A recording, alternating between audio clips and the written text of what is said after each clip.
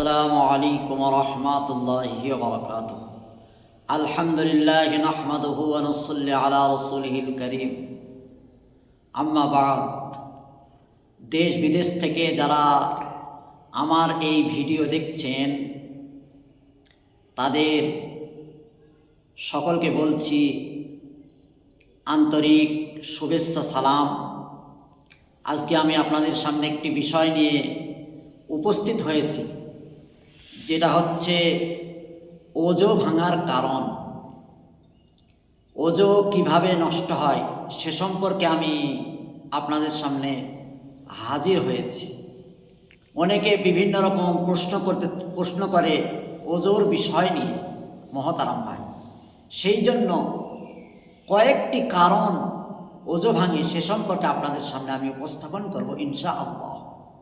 সর্বপ্রথম 1 নম্বর, ওজো ভাঙে পায়খানা পেশাবের রাস্তা দিয়ে কোনো কিছু বার হলে, যেমন পেশাব, পায়খানা হওয়া ইত্যাদি। নম্বর 2,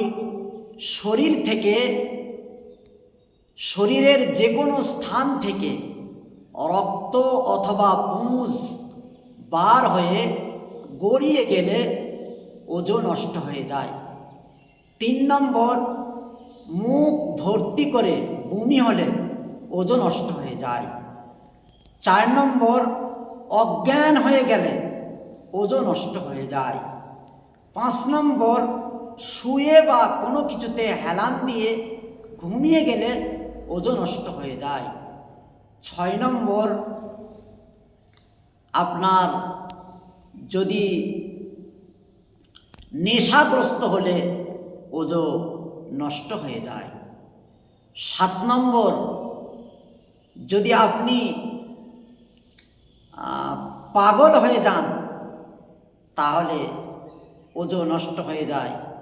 8 নম্বর, নামাজের ভিতরে নামাজ পড়া অবস্থায় উচ্চস্বরে হাসলে ওজো নষ্ট হয়ে যাবে, নামাজও নষ্ট হয়ে যাবে।